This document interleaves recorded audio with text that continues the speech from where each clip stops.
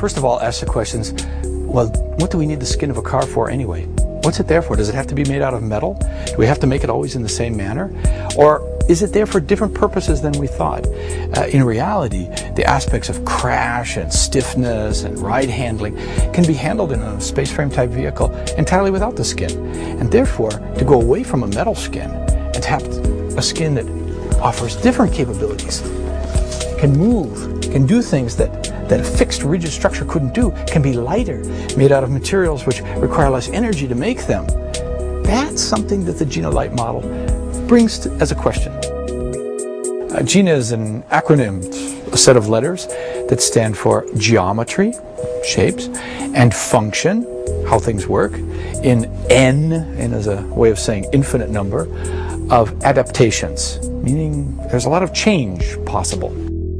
This started a whole chain of ideas within the company here that Gina became not just a model that became a shape or just about cloth as a skin. It became about a thinking process, a philosophy that said, let's do things differently.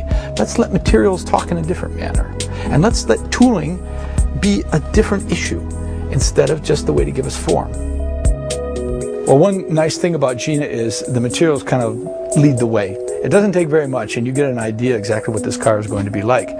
For instance, to get an idea what the sculptural form is between a fender and, let's say, a wheel arch, you really only need a line around the wheels and a line more or less where you want the fender to be, and you'll let the material do the talking in between.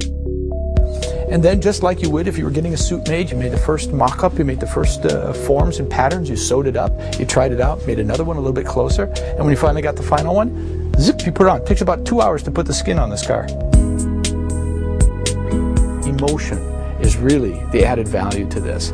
I mean, one way is saying you get better function or you get better alternative ways of doing things, but really we want to achieve a higher emotional plane out of this. And then finally, and I think this is to me one of the most importantly, and that is the level of humanistic content that we can bring with Gina in. Gina should be about the human in the loop, the human way of doing things.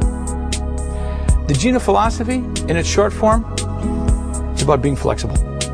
Thinking flexible, acting flexible, context over dogma. That's it.